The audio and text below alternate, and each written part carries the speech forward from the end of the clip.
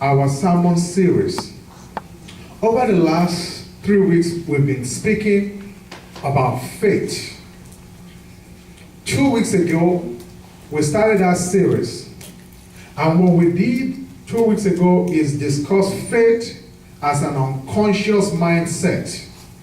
That the faith that works is the faith that is unconscious. It's your paradigm. It's just the way you see life. It's how you live your life. Life from the inside out.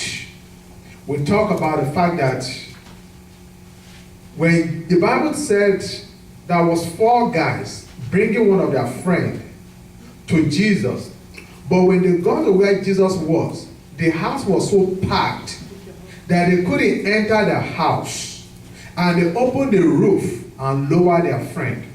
And the Bible declared that when Jesus saw their faith, so faith was a way of life. It is what they did that Jesus saw and they declared as faith. So we said until faith become unconscious, that you do it because that's the way you just respond to life. Life becomes calculating and difficult for you. Because that means when you are not consciously engaged, you will just act the way you normally act, which is from the self. And that is not pleasing to God. That was what we did 2 weeks ago. Last week, we treated the topic of obedience to the faith. And we said our faith, according to the commandment of God, is to rest in what Jesus has done for us. And when we understand what Jesus has done for us, we read the manual. It's like you buying, most people buy electronic gadgets. I've seen almost everybody before. The phone is very simple. You buy your phone, it has a red button and a green button. That's all you need to know. You press the red button, that means end. You press the green button, that means stop. But now all these people who have this smartphone, everyone who has a smartphone will tell you they have to sit down for a few hours to study how to use the phone. Because number one, it has no button to press. So if you buy a smartphone and you don't read the manual, it just becomes a toy that you don't even understand how to use it. That is the same with us in our Christian walk. We must read the manual of what Christ has done for us, so that we can avail ourselves of the provision of the gospel.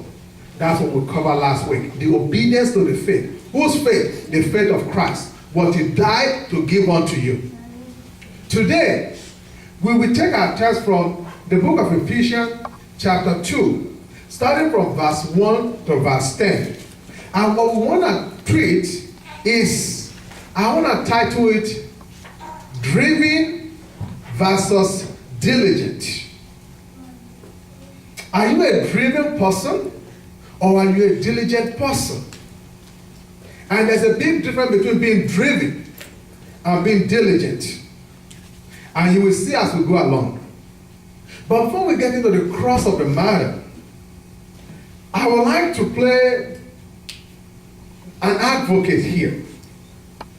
Because last week, when we were covering that subject matter, we used the faith of Abraham as our canvas on which to paint what we were teaching.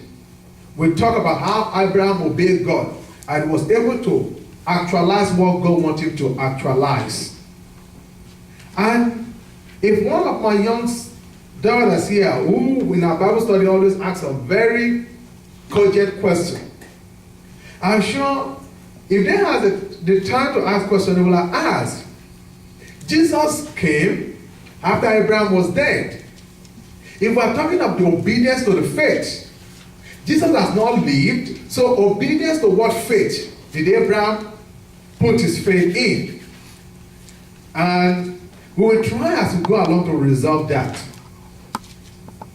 Because all the people in the book of Hebrews chapter 11, where God talk about the faith of the people of God, all of them existed before Jesus showed up. Yet, God credited them with faithfulness. So, since we are post-resurrection, we can put our faith in what Jesus has already accomplished. But how come those who existed before Jesus manifested, how come they qualify to be in the hall of fame of God when it comes to faith? So we'll try and resolve that dilemma today. But I'll resolve that dilemma simply by telling you this. God train us. God bless us. God pull us to what He wants us to be by His promises. Every one of us have the promise of God ahead of us. As long as you are green, you can stay on the tree. A fruit fall to the ground when it becomes ripe and yellow. As long as the fruit on the tree is green and the leaf is green, it stays on the tree. God expects us to stay green. God expects us to continue to grow. God expects us to continue to advance. That's why He compares us to a tree planted by the rivers of living water that bring forth its fruit in its season, and that whatsoever we do it shall prosper. What I mean is this. That simple principle that right now, no matter how wealthy you are, no matter how blessed you are, if you are a child of God, God will still be speaking to you. There are more you can do for me. If Bill Gates is a Christian today, when he pray in the morning, God will tell him there are more places he can influence and touch with what He has given him, and he needs to continue to get more. You never get too much when it comes to God.